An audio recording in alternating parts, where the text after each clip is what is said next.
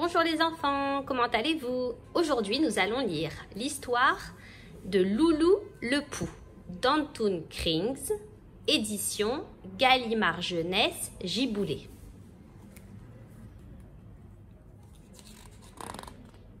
Loulou le Pou.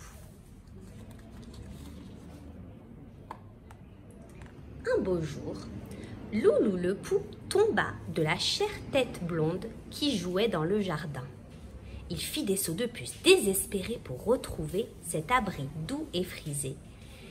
Mais trop tard, l'enfant était déjà parti. Alors il ramassa ses petites affaires, le parapluie qui le protégeait des bains moussants et des shampoings piquants, puis il chercha une nouvelle maison moins remuante. En chemin, il rencontra Léon le Bourdon. Loulou en profita pour lui demander s'il ne connaissait pas un vieux chien qui puisse le loger.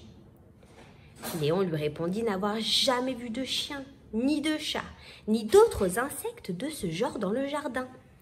Il l'envoya voir Mireille en lui désignant sa maison.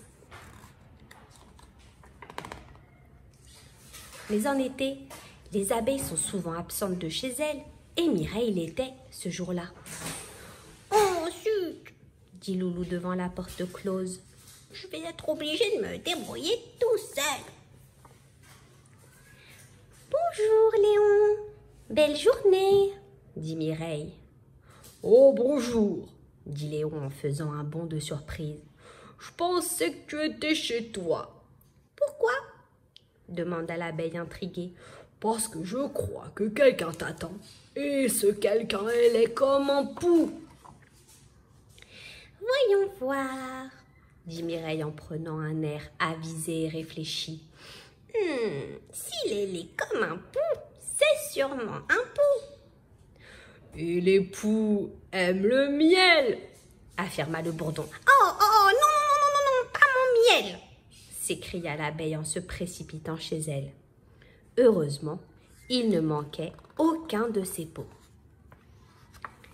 Mais au milieu de la nuit, Mireille fut réveillée par des bruits suspects.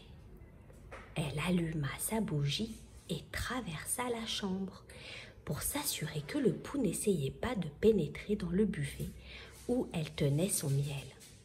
Personne ne s'y trouvait. Aussi elle revint sur ses pas, souffla sa bougie et se remit au lit.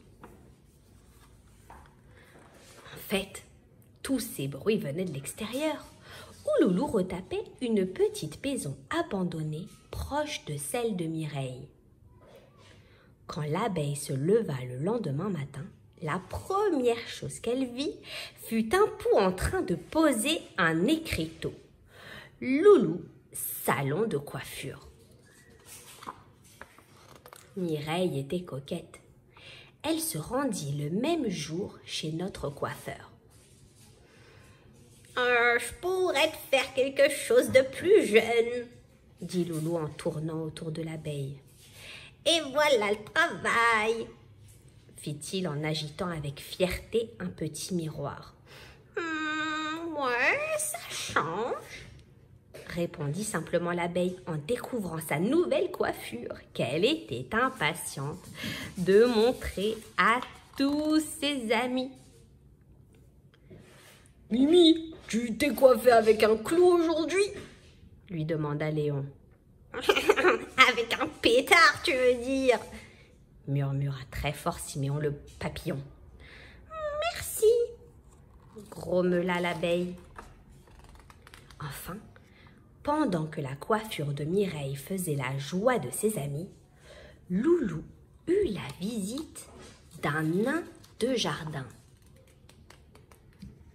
Étant d'une nature plutôt curieuse, le nain se pencha et essaya de passer la tête par la porte en criant « Y a-t-il quelqu'un ?»